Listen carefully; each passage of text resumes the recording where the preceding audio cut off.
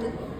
ಆಗ ಸುಗ್ರೀವ ಕೇಳ್ತಾನೆ, ವಿಭೀಷಣ ಕೇಳ್ತಾನೆ, ನಾವು ಬರಬೇಕು ಅಯೋಧ್ಯೆ ನೋಡೋದಕ್ಕೆ, ನಿನ್ನ ಪಟ್ಟಾಭಿಷೇಕ ನೋಡೋದು ನಮಗೂ ಆಸೆ ಅಂತ.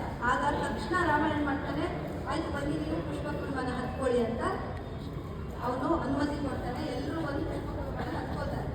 ಅದಾದ್ಮೇಲೆ ಪುಷ್ಪಕುರ್ಮನ ಹಾರ್ತಾ ಹೋಗ್ತಿರ್ಬೇಕಾದ್ರೆ ಅವ್ರು ಇವಾಗ ಮಾಡ್ತಿರೋ ಒಂದು ಪ್ರಸಂಗ ಏನು ಅಂದರೆ, ಸೀತಾದೇವಿಗೆ ರಾಮ ಎಲ್ಲ ತೋರಿಸ್ತಾ ಇದ್ದಾರೆ, ಮೇಲಿಂದ ತೋರಿಸ್ತಾ ಇದ್ದಾರೆ, ನೋಡು ಈ ಜಾಗದಲ್ಲೇ ನಾನು ರಾವಣ ಸಂಹಾರ ಮಾಡಿದ್ದು, ಇಂಥ ಜಾಗದಲ್ಲೇ ಈ ಒಂದು ವಿಚಾರ ಆಗೋದು ಪ್ರತಿಯೊಂದು ಹೇಳ್ತಾ ಇರ್ತಾರೆ.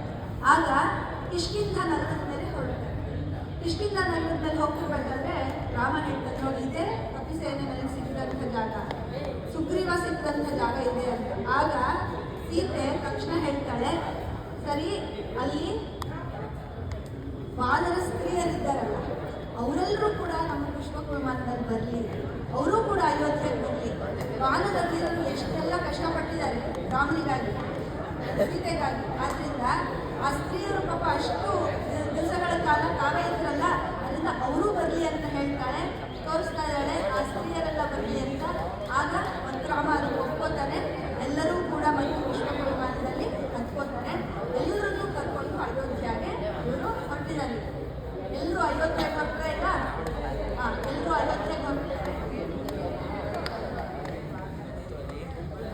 ಈ ನಾಟಕವನ್ನು ನೋಡೋದಕ್ಕೆ ಎಲ್ಲರಿಗೂ ಧನ್ಯವಾದಗಳು.